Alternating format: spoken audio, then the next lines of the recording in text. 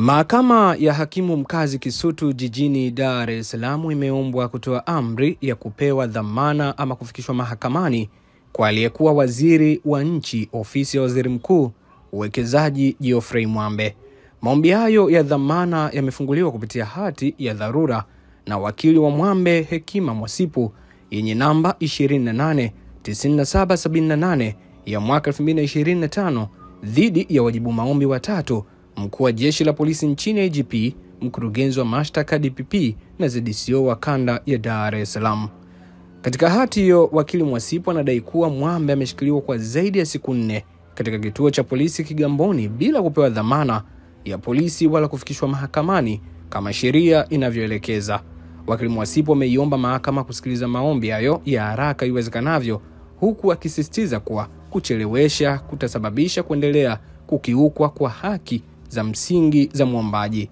Aidha, katika maelezo yake, wakili Mwasipu anadai kuwa familia ilimpelekea chakula Mwambe kituo cha polisi Kigamboni, ambapo alikuwa amehifadhiwa hapo tangu Disemba 7 ya mwaka 2025, lakini wakajibiwa na askari polisi ya kwamba hayupo kituoni hapo. Tumezungumza na wakili Mwasipu juu ya mwenendo wa maombi ambayo umewasilisha mahakamani Kisutu, na hivi ndivyo ambavyo ameeleza. Wakili Hekima Mwasipu, tuambie juu ya maombi ya dhamana ambayo umewasilisha katika mahakama ya Kisutu ya Mwambe. Ni sahihi kwamba tumefungua maombi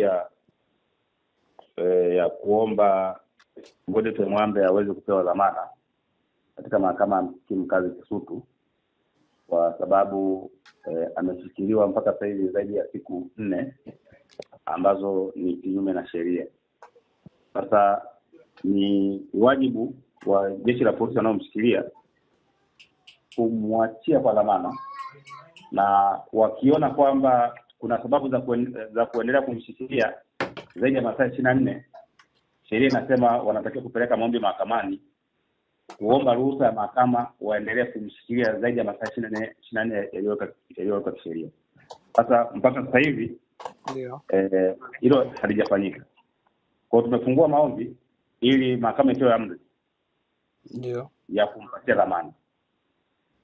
Na mpaka sasa hivi vile vile familia inahangaika kutafuta sehemu ambapo ndio ndugu yao alipo, lakini juhudi hazijazaa matunda kwa sababu walikuwa wamehifadhiwa kituo cha polisi Kigamboni.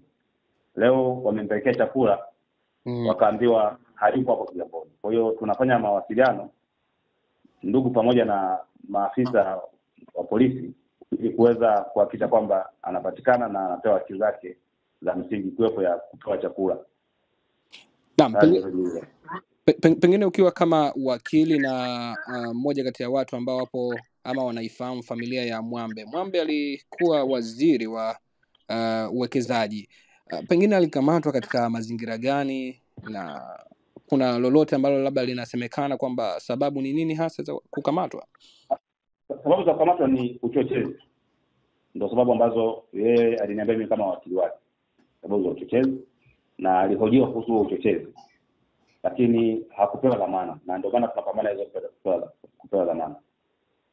Na aliitwa kwa maana ya kupewa wito njoo polisi, ama alikamatwa katika alikamatwa nyumbani kwake Tegeta, na ilikuwa ni usiku. Okay. Usiku wa saa 8. Sawa, na endapo maombi sasa yakichelewa kusikilizwa, na hatua gani zaidi ambazo mnatarajia kuchukua? Na kwa ufahamu wangu maombi tumefungua kwa hati ya dharura. Na naamini mahakama itatilia uzito wa jambo lenyewe kwa sababu linagusa uhuru wa mtu moja kwa moja. Kwa hiyo tunaamini tunaweza tukapata wito wa kesho au Jumatatu ili haki yake iweze kupatikana ya kuwa huru.